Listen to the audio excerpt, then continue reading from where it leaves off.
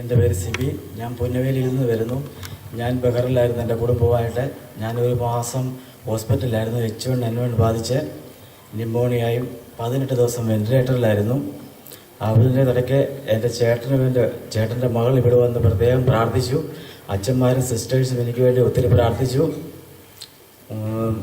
രോഗം മോശമായിട്ടിരുന്ന ഒരു 4 ദിവസം ഉണ്ടായിരുന്നു. ആ ദിവസം ചേട്ടൻ വന്ന് ഈപ്പച്ചനച്ഛനെ കണ്ടു.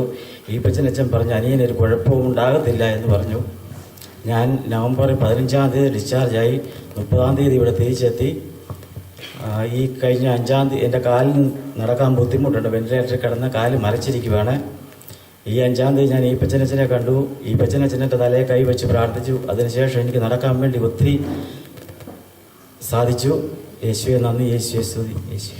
ദൈവത്തെ നമുക്ക് മഹത്വപ്പെടുത്താം. അപകട മേഖല തരണം ചെയ്ത് അത് ഈ മകൻ്റെ ജ്യേഷ്ഠൻ്റെ വിശ്വാസം, ചേച്ചിയുടെ മകൻ്റെയും ഒക്കെ വിശ്വാസത്തോടുകൂടി അവർ അറിഞ്ഞും പ്രാർത്ഥിച്ചിരുന്നു. വ്യാഴാഴ്ചയുള്ള രാത്രിയുടെ ആരാധനകളെല്ലാം പങ്കുചേർന്നുകൊണ്ട് ഇത്രയും വേഗം തൻ്റെ പൊന്നനുജൻ സുഖം പ്രാപിക്കണമെന്നുള്ളതായ ഒരാഗ്രഹം നമുക്ക് വിശ്വാസത്തോടുകൂടി ദീപികാരുടെ മരീഫന്റെ എമ്മാവസിലുള്ള പ്രാർത്ഥനകൾ ഈ മകനെ അനുഗ്രഹിച്ചു. നമുക്ക് 2 കരങ്ങളും ഉയർത്തിപ്പിടിച്ചുകൊണ്ട് രോഗാവസ്ഥയിൽ ആരാരുമില്ലാതെ വിദേശ രാജ്യങ്ങളിൽ വെന്റിലേറ്ററിലും മറ്റുമൊക്കെ കിടക്കുന്ന എല്ലാ മക്കളെയും ഒന്ന് സമർപ്പിക്കണം.